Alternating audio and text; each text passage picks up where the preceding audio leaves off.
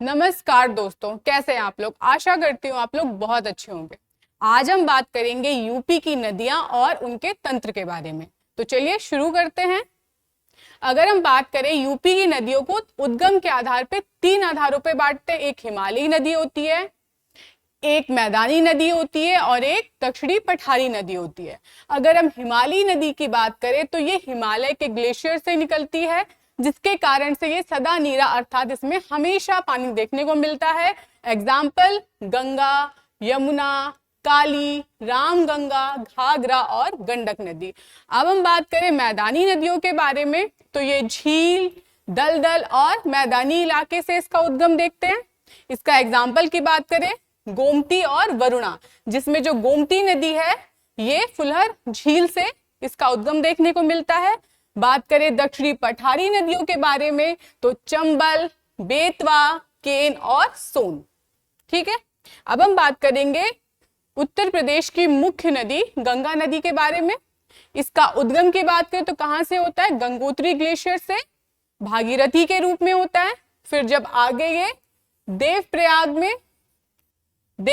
में जब भागीरथी और अलकनंदा मिलती हैं, भागीरथी और अलकनंदा मिलती हैं तो हम इन्हें फिर इसका संयुक्त रूप आगे चल के गंगा नदी के रूप में जाना जाता है। इसकी लंबाई 2525 किलोमीटर। ये यूपी में बिजनौर से प्रवेश करती है और बलिया तक जाती है। प्रवेश बिजनौर, निकास बलिया। प्रमुख शहरों की बात करें तो कानपुर, बनारस, मुजफ्फरनगर, मेरठ, प्रयागराज, बहुत सारे हैं। संगम, गंगा यमुना का संगम है कहां पे, प्रयागराज में, जहां पे हमें कुंभ मेला देखने को मिलता है। ठीक, जल मार्ग की बात करें तो इससे नेशनल वाटरवे 1 अर्थात प्रयागराज से हल्दिया तक जो नेशनल वाटरवे 1 है वो हमें गंगा नदी में देखने को मिलता है। ठीक, अब हम बात करेंगे गंगा नदी की सहायक नदियों के बारे में। तो देखें, अगर हम बात कर रहे हैं गंगा नदी, ये इसकी लेफ्ट बैंक ट्रिब्यूटरीज है और ये राइट बैंक ट्रिब्यूटरीज है। अब ये पता कैसे चलेगा, गंगा रिवर का फ्लो हो रहा है इस साइड, मतलब ये है ईस्ट फ्लोइंग। जो रिवर ईस्ट फ्लोइंग होगी उसके साइड मूव करके खड़े हो जाओ। हमारा जो लेफ्ट है वो नदी का लेफ्ट होगा और हमारा जो राइट है वो नदी का राइट होगा।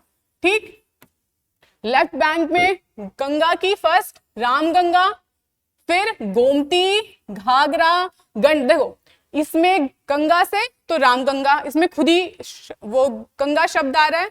फिर गोमती, घाघरा, फिर ये भी जी, ये भी घाघरा, गंडक, और क्या है, गंगा माता किलोमीटर तक चलती है। तो के से कोशी और एम से महानंदा। देखो गंगा माता किलोमीटर तक चलती है, मतलब जो जी है उससे रामगंगा, गोमती, घाघरा, गंडक याद रखना है और के से याद रखना है कोशी और एम से याद रखना है महानंदा।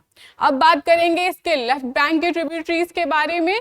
तो फर्स्ट यमुना बहुत इंपॉर्टेंट है। ठीक, यमुना की सहायक नदियों की बात करें चंबल, बेतवा और केन, और राइट बैंक में सोन और पुनपुन। इसको याद रखना है कि एसपी, आपको जो परीक्षा की तैयारी कर रहे हो तो आपको एसपी बनना है, सोन और पुनपुन। तो अब देखिए फिर से एक बार रिवाइज करते हैं। लेफ्ट बैंक में गंगा माता किलोमीटर तक चलती है, जी से रामगंगा, गोमती, घाघरा, गंडक, के से कोसी और एम से महानंदा। राइट बैंक की बात करें तो यमुना सबको पता है और हमें क्या बनना है, एसपी बनना है, एस से सोन और पी से पुनपुन। ठीक, अब हम बात करेंगे यमुना नदी के बारे में। तो इसका उद्गम जो होता है वो बंदरपूछ यमुनोत्री ग्लेशियर से होता है, कहां, उत्तराखंड में, और इसका यूपी में प्रवेश सहारनपुर से होता है। इसके अगर हम प्रमुख शहरों की बात करें तो ये मथुरा, आगरा, इटावा और हमीरपुर। ठीक, ये आपको याद रखना है। इसकी सहायक नदियां मैंने आपको पहले बता दी कौन कौन सी, चंबल, बेतवा और केन नदी। ठीक,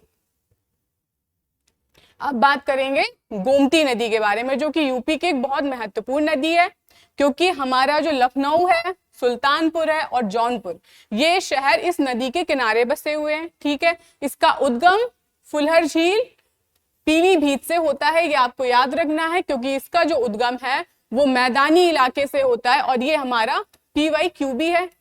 ठीक, गंगा नदी की जितनी सहायक नदियां हैं उनका सीक्वेंस आपको याद रखना है, लेफ्ट बैंक कौन है, राइट बैंक कौन है, ये सारे PYQs हैं। ठीक है, फिर हम बात करेंगे चंबल नदी के उद्गम के बारे में, जाना पाओ पहाड़ी MP से, और ये इटावा के पास आके यमुना नदी से मिल जाती है।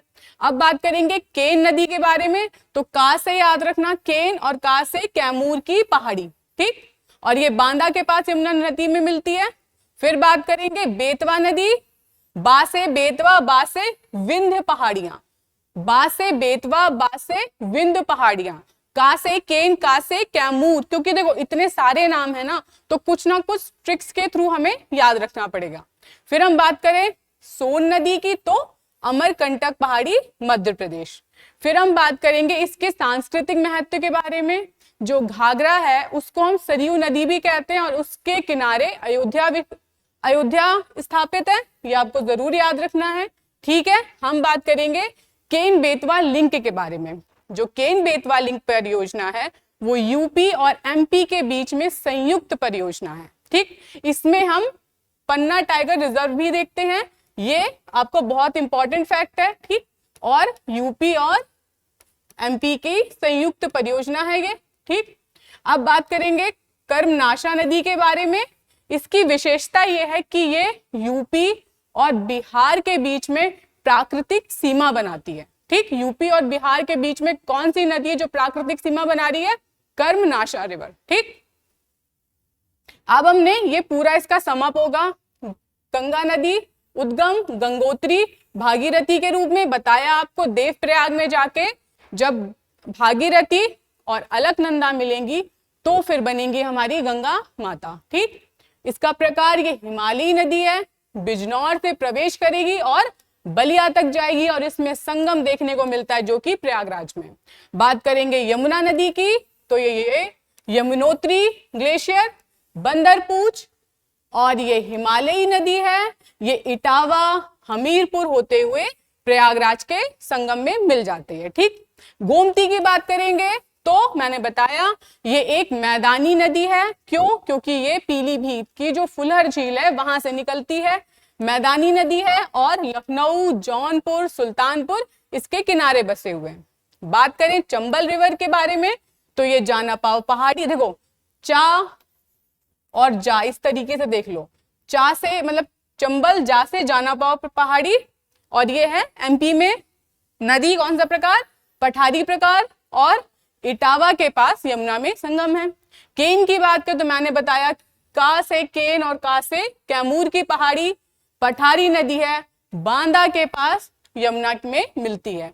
ये जितने सारे क्वेश्चंस थे ये सारे आपके PYQs हैं जिनको एक साथ लिख दिया गया है। ये आप लोग जरूर पढ़े, इसका बार बार रिवीजन करें। ये वीडियो आपको कैसा लगा हमारे कमेंट बॉक्स में जरूर बताएं। वीडियो को लाइक करें, चैनल को सब्सक्राइब करें और इसी तरीके के इंफॉर्मेटिव वीडियो के लिए GS वर्ड के ऑनलाइन प्लेटफॉर्म से जुड़े रहें। जय हिंद, जय भारत।